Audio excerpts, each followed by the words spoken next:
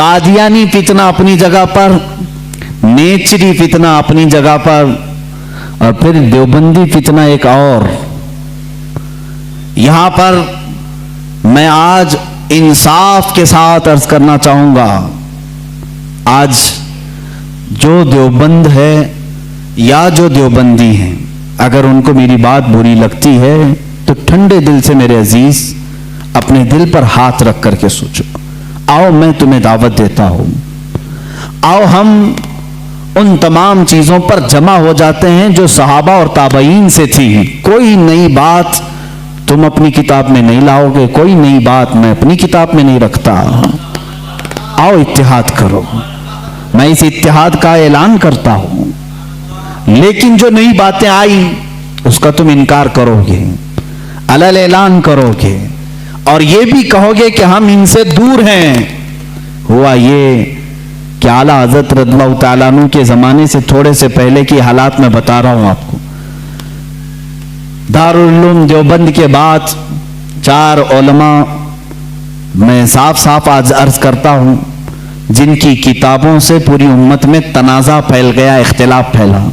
لوگ ہم کو اختلاف کا فتویٰ دیتے ہیں، اگر نہ یہ کتابیں آتی نہ یہ کوئی فتوے آتے۔ کتابیں لکھی گئی، کتابوں میں اچھی باتیں تھی، حضور صلی اللہ علیہ وسلم کی سیرت پر بھی کچھ کتابیں لکھی گئی، اللہ کی شان میں لکھی گئی، بہت ساری باتیں اچھی تھیں، لیکن بیچ میں چل کر کچھ عبارتیں ایسی کہ لڑکھڑا گئی، اور وہ اتنی لڑکھڑا گئی کہ عام مسلمان بھی اسے بولنا پسند نہیں کرے گا۔ براہین قاطعہ کتاب کا نام بول رہا ہوں، تقویت الایمان کتاب کا نام ہے، تحذیر الناس کتاب کا نام ہے، حفظ الایمان کتاب کا نام ہے۔ یہ وہ کتابیں جو آج چھپی نہیں ہیں، مارکیٹ میں چھپی ہیں، ابھی بھی موجود ہیں، ابھی بھی موجود ہیں۔ انہی کتابوں کی عبارات کی وجہ سے ہی تو یہ تنازع پھیلا پورے امت میں، اختلافات۔ اہل سنت و جماعت متحدہ متفقہ ایک ہی جماعت تھی بر صغیر میں۔ ان کتابوں کے آنے کے بعد ہوا کیا؟ ایک کتاب میں لکھا گیا اللہ جھوٹ بول سکتا ہے، نئی بات تھی۔ اس بات پر آج تک امت نے کبھی کسی بھی شیخ کسی بھی بزرگ سلف صالحین سے مجھے عبارت لا کر کے دکھاؤ اس سے پہلے کوئی بات ہوئی تھی۔ پھر ایک کتاب میں عقیدہ توحید کو بیان کرتے ہوئے مولوی اسماعیل دہلوی صاحب نے یہ تک لکھ دیا، حضور صلی اللہ تعالی علیہ وسلم کا خیال نماز میں آنا گدھے اور بیل کے خیال سے بدتر ہے۔ یہ نئی بات تھی کہ نہیں تھی؟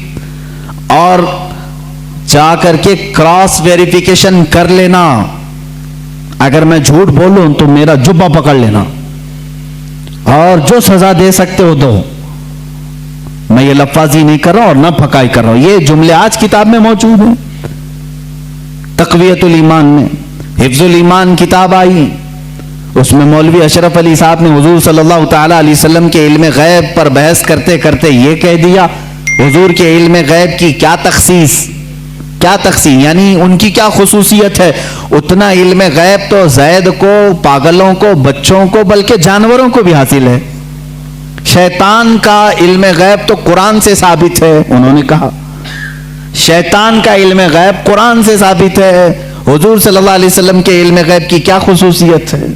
یعنی برابر ہو گئے، شیطان کو جتنا علم ہے اتنا ہی محمد صلی اللہ علیہ وسلم کو ہے۔ میرے عزیزو، کیا یہ باتیں دل پر نہیں لگتی مسلمانوں کے؟ یہ عبارتیں آئی، کتابوں میں لکھی گئی، اور بڑا فتنہ یہاں سے بھی ہوا مولوی قاسم نانوتوی صاحب کی کتاب سے، کہ انہوں نے یہ بھی لکھا کہ بالفرض بعد زمانے نبی کے اگر کوئی دوسرا نبی پیدا ہو گیا تو حضور کے خاتم النبیین ہونے میں کوئی فرق نہیں آئے گا، یعنی کوئی دوسرا نبی پیدا ہو سکتا ہے اگر ہو گیا، اگر مگر کی بات ہی چھوڑو، جب حضور نے 1400 سال پہلے کہہ دیا، فرما دیا کہ میرے بعد کوئی نبی نہیں ہو سکتا تو نہیں ہوگا۔ آپ کتاب میں یہ نئی بات لکھنے کی کیوں ضرورت پیش کی؟ آپ کو کیوں ضرورت پیش آئی کہ اگر اب کے زمانے میں بھی کوئی نبی آئے گا تو حضور کے خاتم النبیین ہونے میں کوئی فرق نہیں آئے گا؟ تو آپ کی اس بات سے پتہ نہیں کتنے محلوں میں کہاں کوئی نبی ہونے کا اعلان کر دے گا۔ عزیزان گرامی وقار، یہ کتابیں پورا کا پورا ہندوستان ایک کھلبلی مچا چکی تھی، کوہرام بپا تھا، تنازعات میں گر گئے۔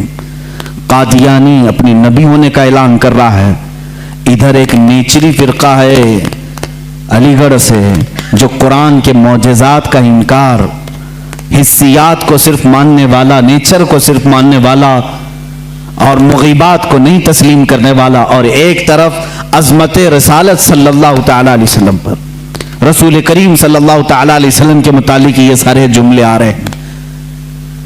چلو 100 سال کا عرصہ گزر گیا، آج بھی میں دعوت دیتا ہوں، آج تو سوشل میڈیا کا زمانہ ہے، میری یہ دعوت قبول کریں علماء دیوبند یا جو بھی، میں آپ سے اتحاد کر لوں گا، سینے سے سینہ لگا لوں، لیکن صرف یہ باتوں سے تم انکار کر دو اور کہو کہ وہی عشق رسالت ہمارے اندر ہے جو سیدنا ابو بکر صدیق میں تھا، سیدنا عمر فاروق میں تھا، عثمان ابن عفان میں تھا، حیدر کرار میں تھا، رضوان اللہ تعالی علیہ مجمعین۔ جو مشائخ اہل سنت نے ہمیں محبت رسول اور تعظیم رسول سکھایا ہے، اسی پر ہمارا اتفاق ہے۔ آؤ، میں سینے سے سینہ لگانے کو تیار ہوں۔ ہم کون سا اختلاف چاہتے ہیں آپ سے؟ ہم کون سا اختلاف چاہتے ہیں؟ ہمارا یہ ایک بات یاد رکھ لیں، اگر میں آج نام لے کر کے کسی کو کہہ رہا ہوں تو صرف اس لیے کہ ہمارا دین ہی یہ کہتا ہے جو ان سے نہ آشنا ہو اس سے ہمارا کوئی تعلق بھی نہیں۔ ہمارے رشتے ناتے اگر ہیں تو صرف عظمت رسالت سے جڑے ہوئے ہیں، جو نبی کا ہے وہ ہمارا ہے۔ اسی لیے سرکار مرشدی پیر و مرشد تاج الشریعہ رحمت اللہ تعالی علیہ نے فرمایا ہے، نبی سے ہو جو بیگانہ اسے دل سے جدا کر دیں، نبی سے ہو جو بیگانہ اسے دل سے جدا کر دیں، پدر مادر برادر جان و مال ان پر فدا کر دیں۔ اسی وقت ایمان کو پہنچو گے، اسی وقت ایمان کو پہنچو گے۔ اب یہ حالات میں بتا رہا ہوں آپ کو، انڈیا کے، ہندوستان کے، اکھنڈ بھارت کے حالات، مسلمانوں میں تفرقہ پیدا کیا انگریز، اور انہوں نے اپنے مال، اپنی حکومت، اپنی سلطنت کو پھیلانے کے لیے، بہادر شاہ ظفر کا قتل ہو چکا تھا، اس کے بعد علماء حق نے محسوس کر لیا کہ انگریز درمیان امت تفرقہ ڈال کر اپنی کرسی سنبھالنے کی کوشش کر رہا ہے، تو وہ مرد مجاہد علامہ فضل حق خیر آبادی رحمت اللہ تعالی علیہ نے دلی کی جامع مسجد سے فتویٰ صادر فرمایا کہ انگریز ہندوستان کا دشمن ہے، ان سے قتال کرنا فرض ہے مسلمانوں کو۔ اسی فتوے کی بنیاد پر زندگی بھر کی عمر قید کی سزا میں ان کو انڈمان نکوبار بھیجا گیا، وہیں پر ان کی وفات ہوئی۔ آج مزار بھی ان کا جزیرہ انڈمان میں ہے۔ مولانا کفایت علی کافی رحمت اللہ تعالی علیہ، جو 1857 کی یہ جو غدر ہے، اس کے بعد کے علماء اہل سنت کی بات میں کر رہا ہوں، انہوں نے محسوس کر لیا اسی زمانے میں کہ انگریز نے فرقہ پیدا کر دیا ہے، کچھ علماء اس کی بولی بول رہے ہیں۔ ظاہر سی بات ہے، یہاں کچھ علماء جو مدرسہ بنا رہے تھے ان کو ماہانہ مشاہرہ مل رہا ہے انگریز حکومت سے، علی گڑھ کو پاؤنڈ آ رہے ہیں انگلینڈ سے، اور دیگر علماء کو پاؤنڈ آ رہے ہیں، اور یہاں جو علماء ان کی ان خرافات کو بیان کر رہے ہیں ان کو پھانسی پر چڑھایا جا رہا ہے۔ مولانا کفایت علی کافی رحمت اللہ تعالی علیہ، جن کے اعلیٰ حضرت بھی بڑی عزت فرمایا کرتے تھے، وہی کفایت علی کافی جنہوں نے اپنی ایک نعت میں کہا تھا، کوئی گل باقی رہے گا نہ چمن رہ جائے گا، پر رسول اللہ کا دین حسن رہ جائے گا، اطلس و کم خواب کے پوشاک پہ نازاں نہ ہو، اس تنے بے جاں پہ خاکی کفن رہ جائے گا۔ یہ جو نعت انہوں نے لکھی تھی اس وقت جب آپ کو پھانسی کے پھندے پر چڑھایا جا رہا تھا، یہ مولانا کفایت علی کافی۔ پھر مولانا عنایت احمد کاکوروی رحمت اللہ تعالی علیہ، جن کو جیل کی سلاخوں کے پیچھے انگریزوں نے بند کیا، اس ایک عالم ربانی نے پتھر کی ٹھیکری سے دیواروں پر پوری علم الصیغہ کتاب لکھ دی تھی، جو آج بھی عالم کورس کی کتاب میں پڑھائی جاتی ہیں۔ عزیزان گرامی وقار، اگر انگریز کو उलमा से मोहब्बत थी और वो मदरसे की संगे बुनियाद में आ रहे थे, तो इन उलमा के साथ वो काला पानी की सजाएं और मौत और फांसी की सजाएं क्यों दे रहे थे? आप समझा करें, कुछ उलमा को वो शहीद कर रहे थे और कुछ उलमा को वो पैसों से पाल रहे थे। ये हालात बड़े दिगरगूं थे, उम्मत में तफरका इख्तिलाफात आ चुके थे। अब ये वो जमाना था, नेचरियत अपने पांव फैला रही है, कादियानियत अपने पांव फैला रही है, दहरियत अपने पांव फैला रही है, और एक तरफ गैर मुकल्लिदियत भी अपने पांव फैला रही है। हिंदुस्तान की सरजमीन जो अहले सुन्नत व जमात का कहवारा थी, औलिया का मरकज थी, ये ख्वाजा हिंद का हिंदुस्तान था, ये महबूब इलाही की विरासत की जमीन थी। यहाँ साबिर कलियरी के मुजाहिदात थे, यहाँ बाबा फरीद के नगमे थे, यहाँ पर औलिया कामिलीन का गुलशन था, ये तमाम सूफिया कामिलीन के परवरदा मुरीदीन का एक अजीम गुलिस्तान था। इस गुलिस्तान को कई अंग्रेजों ने अपने पांव से कुचलना शुरू किया, इसमें खिजा आने लग गया। इस हसीन गुलदस्ते में, हिंदुस्तान के गुलदस्ते में फूल मुरझाने लगे। नेचरियत का गलबा आया है, वहाबियत का गलबा आया है, कादियानियत का फितना सर उभार रहा है, इल्हाद और बेदीनी का फितना सर उभार रहा है। अब हिंदुस्तान की सरजमीन पर एक ऐसे मर्द कलंदर की जरूरत थी जो मूसा का जलाल लेकर फिरौन के मुकाबिल में आए, जो इब्राहीम की सबात कदमी लेकर के नमरूद के सामने आए।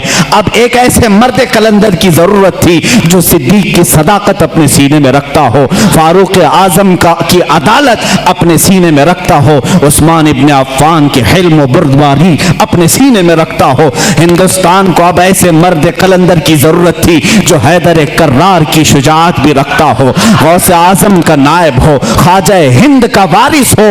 अल्लाह रब्बुल इज्जत ने हिंदुस्तान के सुन्नी मुसलमानों पर वो एहसान अजीम फरमाया जब सूफिया के मरकज और औलिया कामिलीन की खानकाहें आवाज देने लगी, इलाहा अब हिंद का क्या होगा?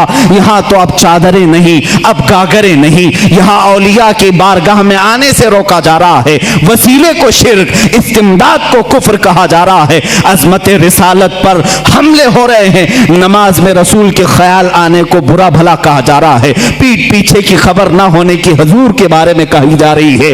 इलाहा अब कौन इस दीन का वारिस होगा, जानशीन होगा, मुहाफिज होगा, निगहबान होगा? आवाज आई गैब से। अल्लाह रब्बुल इज्जत ने पूरे हिंदुस्तान के इस साए पर एक ऐसी अजीम सल्तनत को बेदार फरमाया जिस सल्तनत का नाम हम यूं कहते हैं, मुल्क सुखन की शाही तुमको रजा मुसल्लम, मुल्क सुखन की शाही तुमको रजा मुसल्लम। जिस समत आ गए हो सिक्के बिठा दिए हैं, उस अजीम हस्ती को अल्लाह ताला ने जलवा फरमाया जिसको पूरी दुनिया सुन्नियत, आला हजरत, कंजुल करामत, जबलुल इस्तिकामत, दरियाए नेमत, आकाए रहमत, कंजुल करामत, इमाम अहले सुन्नत, इमाम अहमद रजा खां फाजिल बरेलवी के नाम से जानती है। इसीलिए मैंने कहा अहमद रजा का ताज़ा गुलिस्तां है आज भी, खुर्शीद इल्म उनका दरख्शां है आज भी, सब उनसे जलने वालों के गुल हो गए चिराग, अहमद रजा की शम्मा फरोज़ा है आज भी। अज़ीज़ान गिरामी।